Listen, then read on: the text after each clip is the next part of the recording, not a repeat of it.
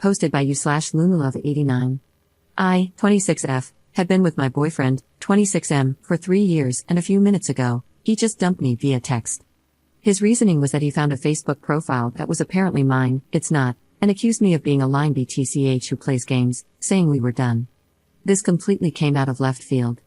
The last time we spoke, which was not even 2 hours ago, everything seemed fine. I'm a few hours away at the moment because I was visiting my family for Father's Day.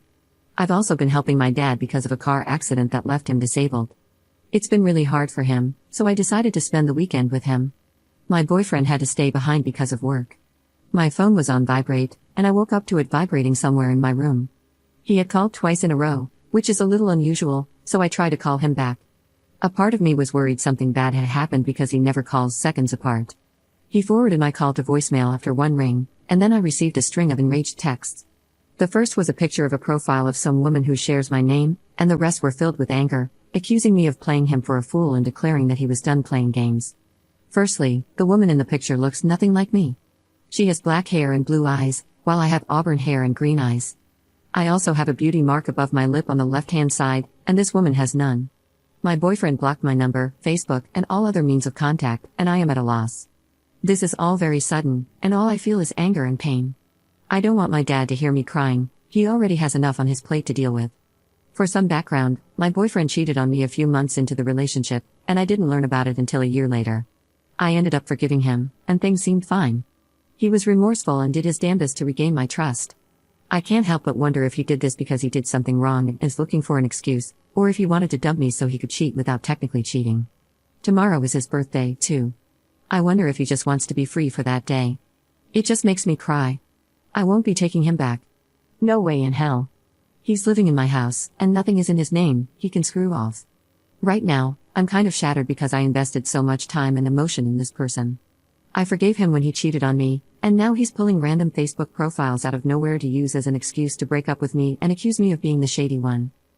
What can I do to help myself? I'm really at a loss right now. Update 1 day later. Thank you all for your encouraging words and wisdom, it's helped a lot. This morning, 6 other people, including my brothers and my uncle, went with me to my house. My ex was sitting in his computer room playing League of Legends, seemingly oblivious that I had come home and that anyone had entered the room. I promptly tapped him on the shoulder and asked him to turn off the game and pack his things. He shrugged my hand off and continued talking to his teammates through what I assume was Skype or TeamSpeak. My patience for his nonsense was long gone, so I bent down and unplugged the surge protector from the wall. My ex flung the headset I had bought him off his head, and it bounced off his monitor. He stood up, screaming that it was a ranked game and that I was ruining his stats, or whatever else he was ranting about.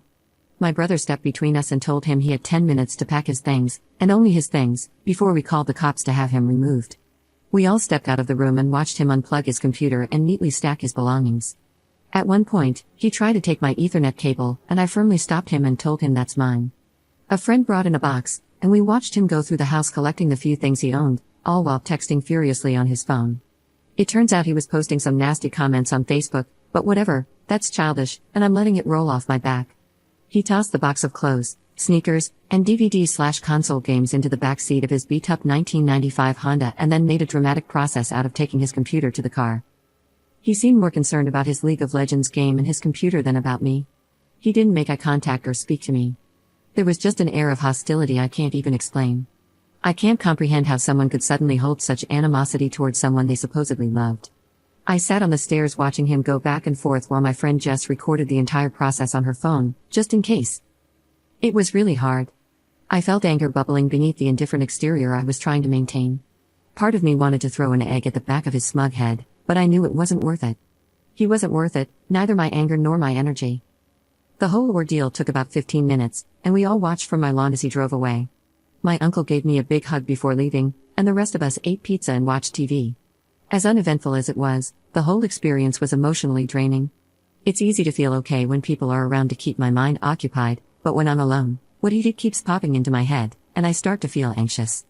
I tossed all my bedding and sprayed the couches and chairs with deodorizer in a, probably futile, attempt to get rid of any lingering negativity he might have left behind. I know it's irrational, lol. Today, I'm heading to Bed Bath & Beyond to buy new bedding and treat myself. I've realized that being with him kept me from truly loving myself because I was too preoccupied with appeasing him.